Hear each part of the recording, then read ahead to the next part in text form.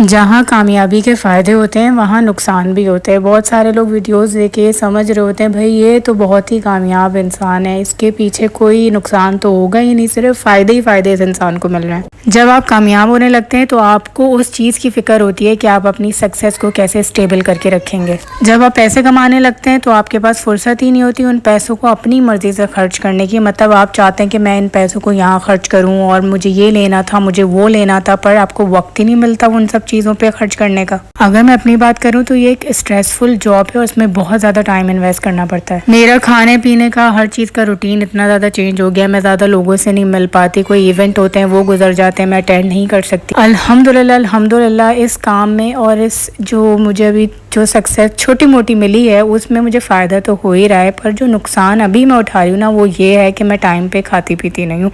मेरी बहुत सारी चीज़ें रह जाती हैं। 2 साल पहले मैंने अपना वेट लॉस किया था 13 kg, जिसको मैंने मेंटेन करके रखा हुआ था।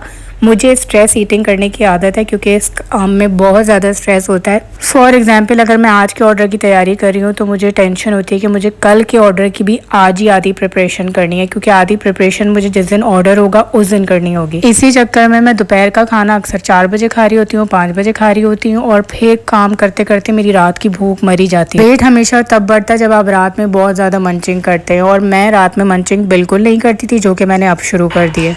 अब इन सब चीज़ों की वजह से और फ़ायदों के साथ साथ नुकसान ये हो रहा है कि मेरा वेट बढ़ना दोबारा स्टार्ट हो गया। अब बहुत सारे लोगों को सुनने में ये लगेगा इसमें कौन सी परेशानी की बात है। जिनको पता है कि जिनका वेट बहुत तेज़ी से बढ़ता है और फिर जाता बड़ी मुश्किल से, वो इस दर्द को समझ सकते हैं। बताने का मकसद ये है कि चीज़ों से हम अट्रैक्ट तो होते हैं जो हमें दिख रही होती हैं, पर बैकग्राउंड में असल चीज़ें क्या होती हैं वो हमें पता नहीं होती। खैर, साथ ही साथ मैंने आपको आज के ऑर्डर भी दिखा दी और ये मेरी मार्बल कुकीज़ हैं और अंदर से देखें ये कितनी फजी हैं।